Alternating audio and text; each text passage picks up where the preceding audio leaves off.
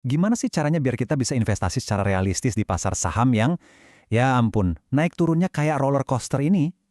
Oke, kali ini kita bakal bedah strateginya dari dua kacamata yang beda banget. Pertama, dari seorang legenda pasar, Pak Bambang, yang benar-benar bangun semuanya dari nol. Dan yang kedua, dari seorang pengusaha generasi baru, Theo, yang pakai pasar saham buat nambahin kekayaannya. Dua jalan yang berbeda, tapi tujuannya sama, dapetin kekayaan yang sustainable. Nah, ini dia nih kunci perbedaannya. Buat SEO, saham itu kayak booster, akselerator buat kekayaan yang emang udah ada. Tapi buat Pak Bambang, saham itu ya sumbernya, tempat dia menciptakan kekayaan itu sendiri. Jadi pertanyaannya buat kita, pasar saham itu tempat buat nambah duit atau tempat buat bikin duit dari awal?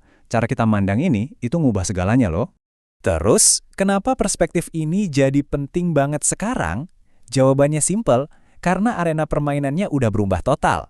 Aturan-aturan lama udah nggak berlaku lagi, dan strategi yang dulu jadi andalan para suhu, sekarang mungkin udah kadaluarsa. Coba bayangin deh, dulu pasar itu geraknya kalem, ngikutin fundamental perusahaan, saham-saham blue chip yang jadi raja. Sekarang, menurut Pak Bambang, panggung utamanya dikuasai sama rumor dan arus informasi yang super cepat. Cuan gede seringnya bukan datang dari perusahaan raksasa, tapi justru dari saham lapis 5, saham-saham kecil yang harganya bisa terbang atau anjlok dalam sekejap. Poin ini tuh ditegaskan sama pengakuan jujur dari Pak Bambang sendiri. Bayangin, seorang legenda pasar dengan 36 tahun pengalaman ngaku kalau metode andalannya udah nggak relevan lagi. Ini bukan lagi soal jago baca laporan keuangan, tapi soal seberapa cepat kita bisa beradaptasi. Jadi inilah realitas barunya pasar saham. Informasi itu jadi mata uang, dan adaptasi itu jadi kuncinya. Kita nggak bisa main pakai aturan lama di arena yang baru dan berharap bisa menang. Oke, setelah kita paham kalau pasarnya udah berubah, sekarang yuk kita masuk ke aturan main yang sesungguhnya.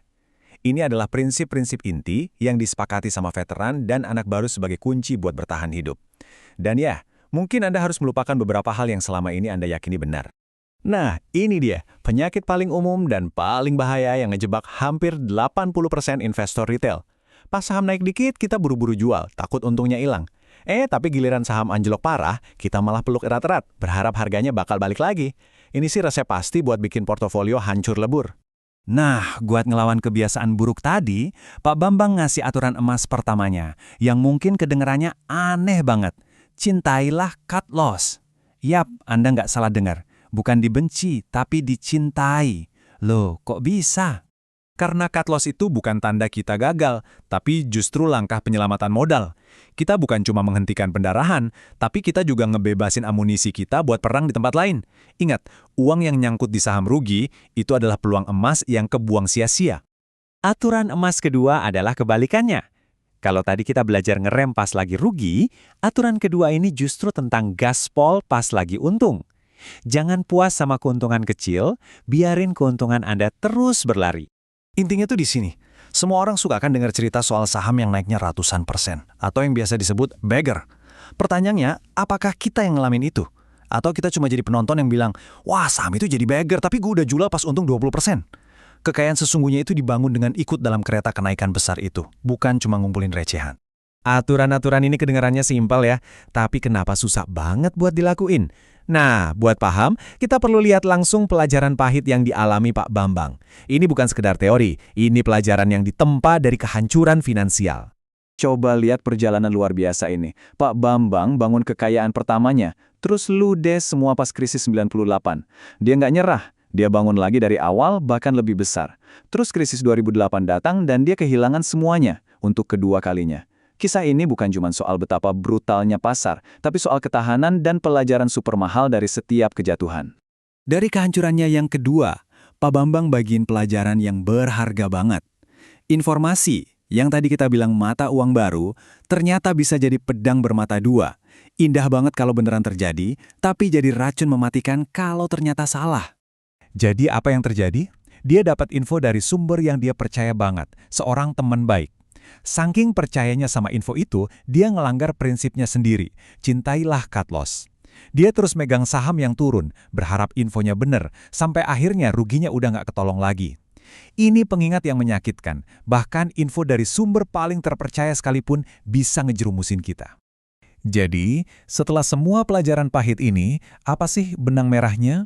Jawabannya ada di sini, pola pikir.